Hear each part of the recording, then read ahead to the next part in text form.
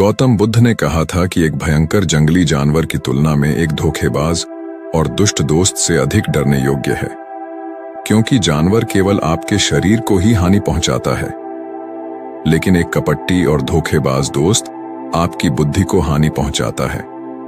केवल एक बुरे दोस्त ही आपको उस स्थिति तक पहुंचा सकता है जहां आपको ऐसा लगता है कि यह दुनिया बहुत खराब है, यहां रहने का कोई फायदा क्या है।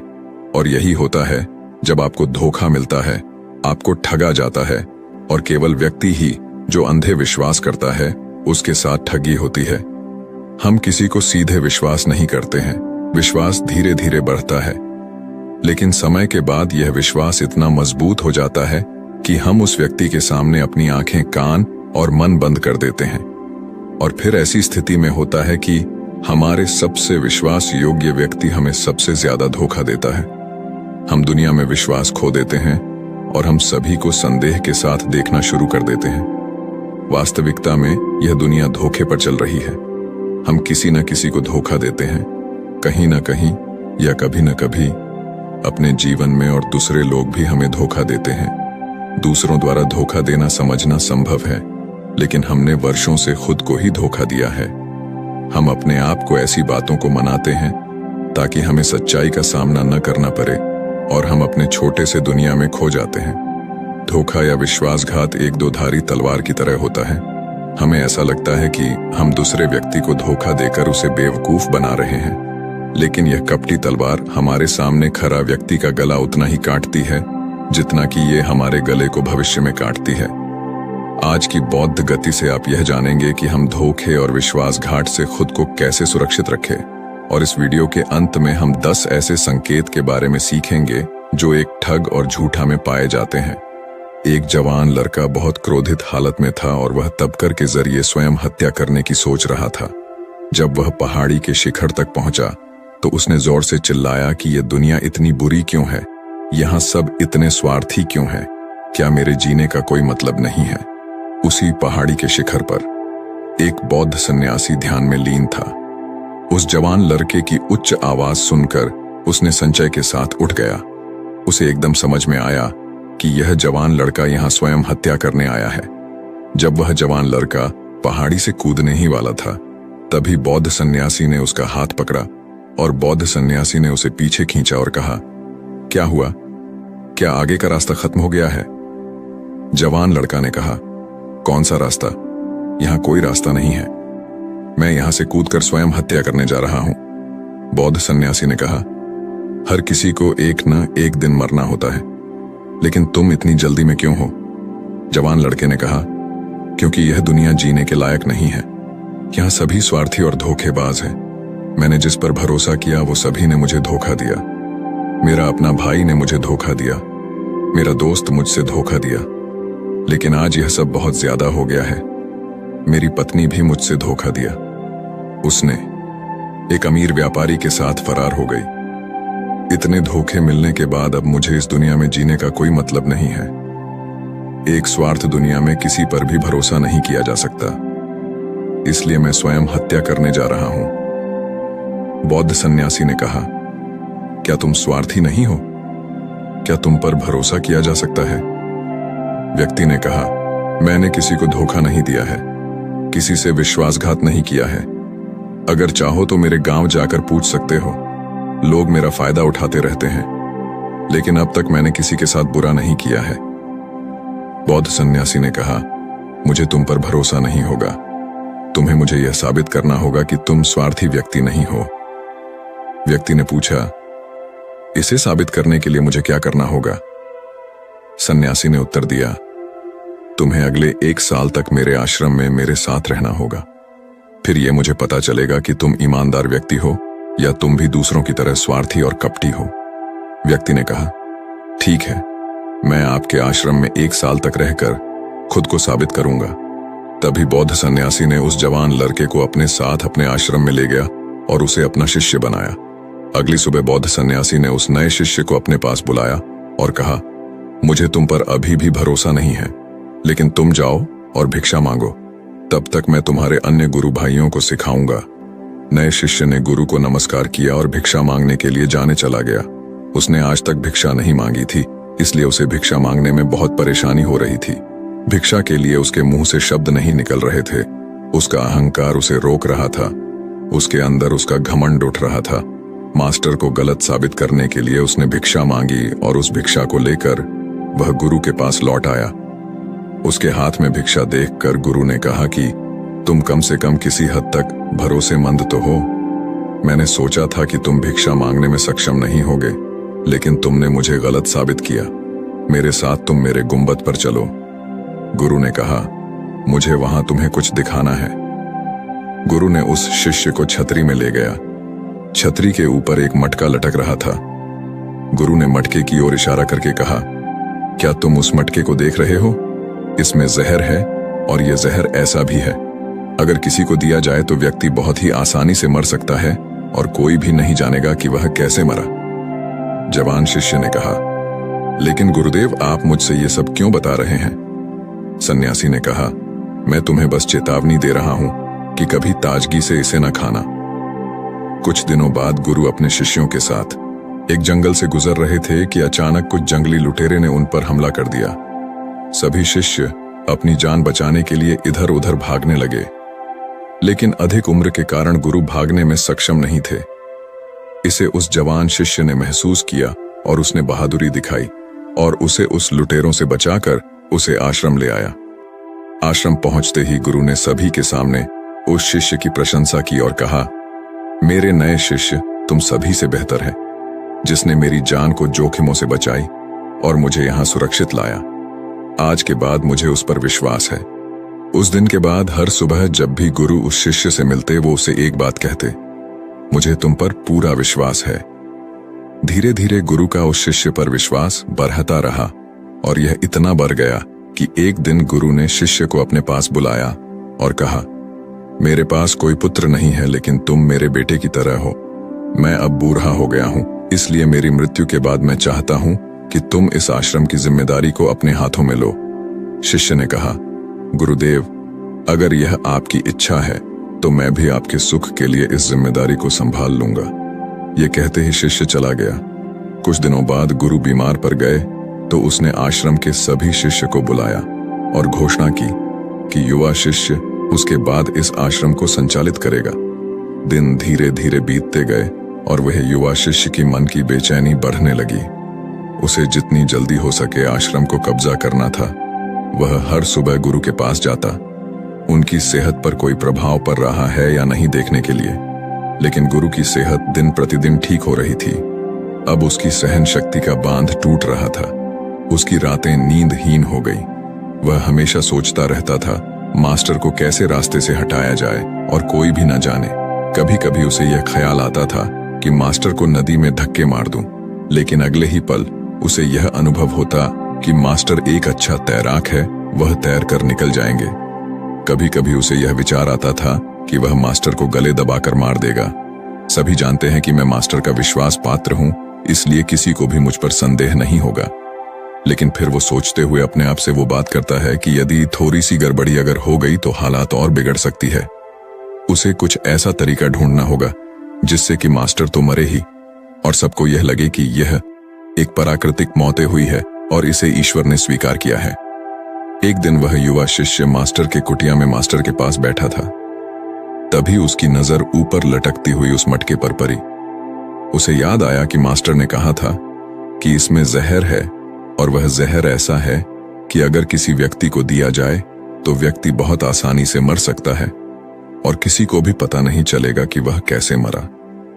उसने सोचा कि इस जहर को मास्टर को देना सही होगा और कोई भी नहीं जानेगा कि वो कैसे मरा।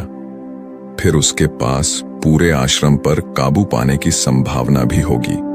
अगले दिन उसने गुप्त रूप से मास्टर के कुटिया से वो जहर चुराया और मास्टर के भोजन में मिला दिया।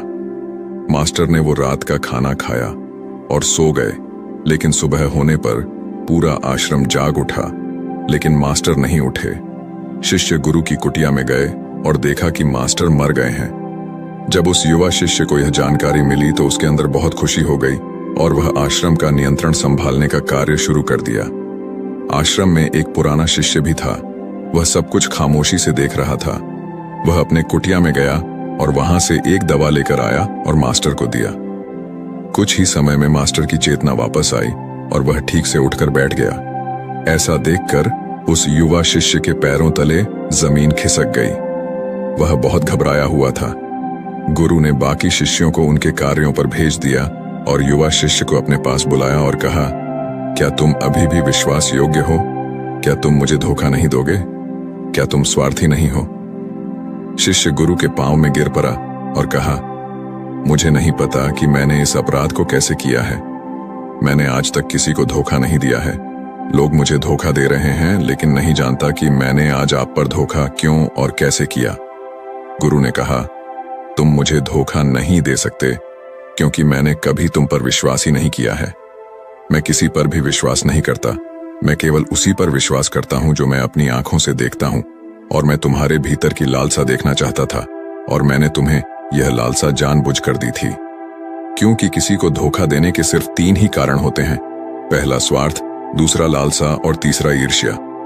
वह युवा सन्यासी मास्टर से पूछा, लेकिन मास्टर, मैं अपने आप को अपना ये कैसे स्वार्थ, लोभ और ईर्ष्या से मुक्त रख सकता हूं? मास्टर ने कहा, खुद को पढ़ें, खुद को जाने और खुद के अंदर प्रवेश करने का प्रयास करो। इंसान में बहुत महान संभावनाएं होती हैं। वह खुद को कुछ भी बना सकता है, वह कुछ भी हो सकता है। और जब आपको मौका न मिले तो अपने अंदर देखें और जानने की कोशिश करें कि आप क्यों बदल रहे हैं, कौन आपको बदल रहा है, क्या यह परिवर्तन अच्छा है या बुरा, आत्मनिरीक्षण करो। मास्टर के इन शब्दों को सुनकर शिष्य फिर से उनके पैरों में गिर गया और कहा, मास्टर, मैं आपका शिष्य बनना चाहता हूं और जानना चाहता हूं कि मैं कौन हूं, मैं क्या हूं और मैं क्यों बदलता हूं। मास्टर ने कहा, हमारे आसपास ऐसे बहुत सारे लोग हैं और बहुत सारे ऐसे लोग रह चुके हैं जो इसका उदाहरण है, जो कभी अपने स्वार्थ, लोभ और ईर्ष्या के कारण किसी को धोखा नहीं दिया है। वह किसी का विश्वासघात नहीं करते। एक व्यक्ति तभी किसी को धोखा देता है जब उसे लगता है कि कोई नहीं देख रहा है कि वह क्या कर रहा है और भविष्य में कोई नहीं जानेगा कि वह जो कर रहा है सही है। पकड़े जाने के बाद वह अपनी सुरक्षा के लिए अधिकतर तर्क देता है कि मैं कुछ नहीं कर सका। यही आखिरी राह थी, मुझे मजबूर किया गया था। लेकिन यह धोखा देने के पीछे की सच्चाई है जो हर विश्वासघात के पीछे छुपी होती है, लेकिन फिर भी व्यक्ति यह जानबूझकर करता है। मास्टर ने शिष्य की आंखों में देखते हुए कहा, याद रखें, हम किसी को धोखा देने पर हम उसकी आंतरिक अभिज्ञान को चोट पहुंचाते हैं और वह इतनी बुरी तरह चोटित हो जाता है कि फिर वह किसी पर भरोसा नहीं कर पाता। वह अंदर से बहुत ही दुखी और अकेला महसूस करने लगता है। इसलिए यदि आप चाहते हैं कि कोई आपको धोखा न दे, तो आप अपनी आंखें, कान और मन को खुले रखें।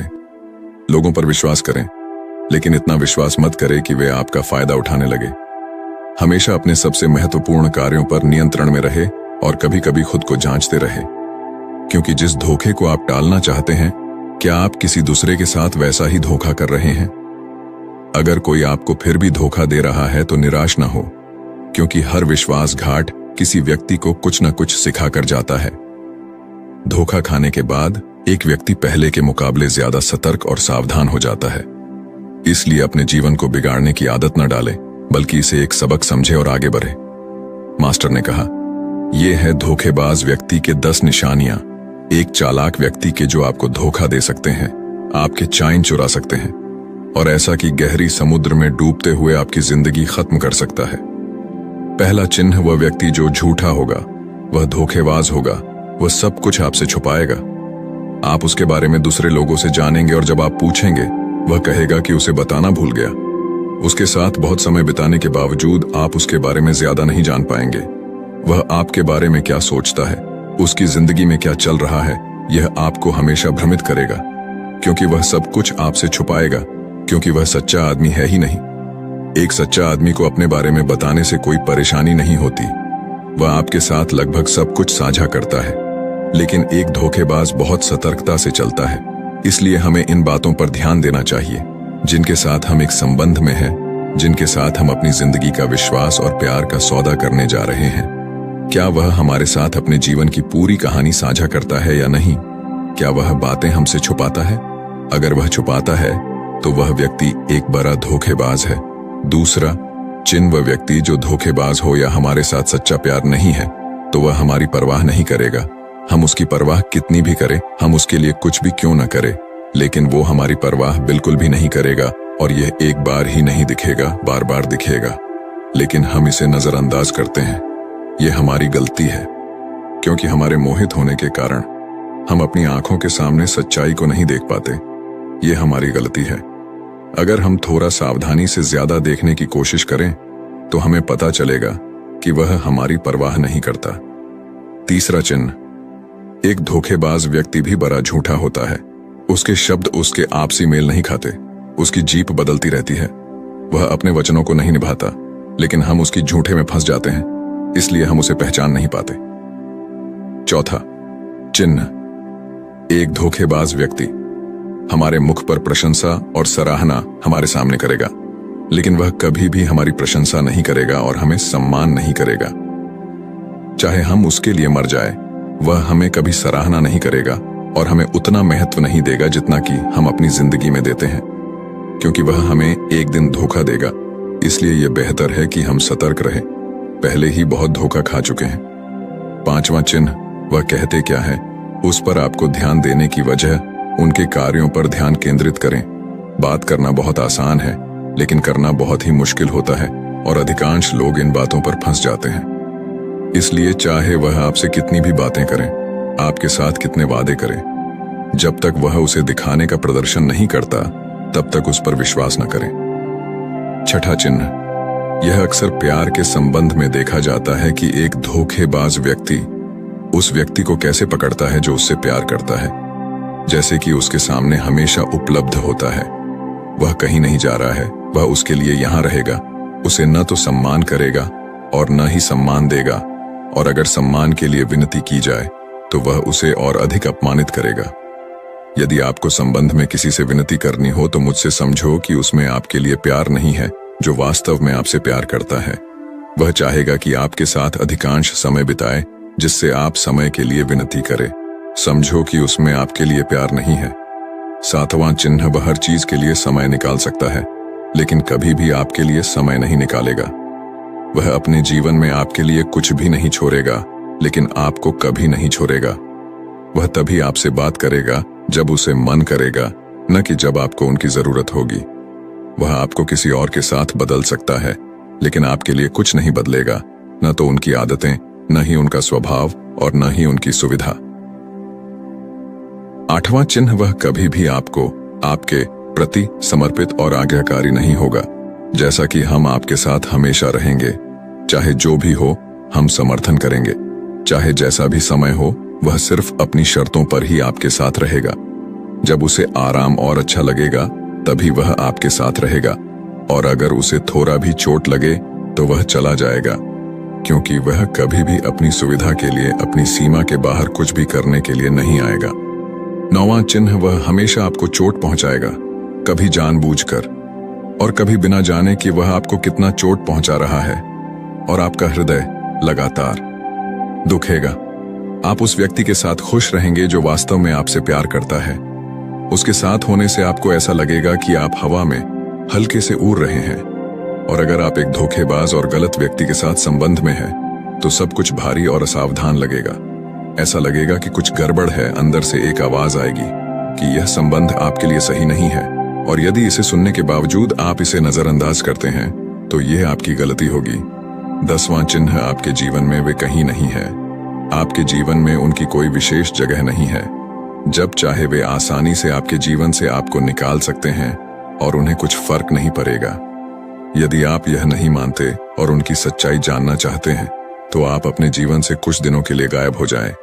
उन्हें कुछ फर्क नहीं पड़ेगा, बल्कि वे खुश रहेंगे। अच्छा है कि समस्या हमारे जीवन से चली गई है। अब हम आजाद हैं और हम जो चाहे वो कर सकते हैं। यदि आप अगर ऐसे व्यक्ति के साथ संबंध में हैं, तो आप अपने बुद्धि को संयम में लाएं और जितनी जल्दी हो सके इससे बाहर निकले। मुझे विश्वास करें, ऐसे संबंध से बाहर आने के बाद आपको सुख, शांति और प्यार मिलेगा। और क्या दुनिया में सिर्फ एक ही व्यक्ति है? यदि आप एक खराब व्यक्ति को छोड़ देते हैं, तो 10 अच्छे लोग आपके जीवन में आएंगे जो आपको सम्मान और प्यार देंगे। और जब तक आप इस तरह के झूठे व्यक्ति के साथ व्यस्त हैं, तब तक आप अपने अच्छे लोगों को नहीं देख पाएंगे। लेकिन जैसे ही आप ऐसे धोखेबाज व्यक्ति को छोड़ देंगे, अच्छे लोग आपके जीवन में आना शुरू हो जाएंगे। और एक और बात, आजकल वे लोग जिनके साथ प्यार में धोखा हुआ है, वे कहते हैं कि प्यार कुछ नहीं है, सब कुछ झूठ है। आजकल सब कुछ झूठा है, लेकिन यह पूरी तरह से सही नहीं है। जिस व्यक्ति ने आपको धोखा दिया है, उससे प्यार के अर्थ की जानकारी नहीं थी। आज भी दुनिया में बहुत सारे ऐसे लोग हैं जो प्यार को कैसे करना है जानते हैं और उसे बरकरार रखने की भी जानते हैं। धोखा खाए लोग अपनी ओर से सच्चा प्यार करता है। प्यार ईश्वर की उपहार है और यह दुनिया प्यार पर आधारित है। अगर एक गलत व्यक्ति ने आपका प्यार समझ नहीं पाया, तो इसका अर्थ यह नहीं है कि इस दुनिया में प्यार नहीं है। यह दुनिया प्यार पर ही आधारित है। यह प्रसिद्ध नृत्य दुनिया सिर्फ प्यार करने वालों के कारण है। और अंत में एक और बात, यदि आप अपने परिवार के सदस्यों से धोखा खा चुके हैं या आपस में गलतफहमी हो गई है, तो एक दूसरे की बात समझने का प्रयास करें, एक दूसरे को जानें और एक दूसरे को माफ करें। क्योंकि दोस्तों, आपको बहुत सारे लोग मिलेंगे, लेकिन आपके परिवार के सदस्यों की तरह किसी और जगह पूरे विश्व में नहीं मिलेंगे। हाँ, उनका दृष्टिकोण थोड़ा अलग होता है। वे थोड़े दूर के होते हैं आपके परिवार के बाहर, जैसे कि आपके दोस्त, दूर के रिश्तेदार या पड़ोसी। लेकिन परिवार के सदस्यों को माफ कर देना बुद्धिमानी होता है। तो दोस्तों, उम्मीद है इस वीडियो से आपको काफी कुछ सीखने को मिला होगा। और अगर कुछ सीखने को मिला हो तो हमारे इस वीडियो को लाइक, शेयर और बुद्धा स्टोरियन चैनल को सब्सक्राइब जरूर कर लीजिएगा। और साथ ही कमेंट में नमो बुद्धाय जरूर लिखिएगा। धन्यवाद।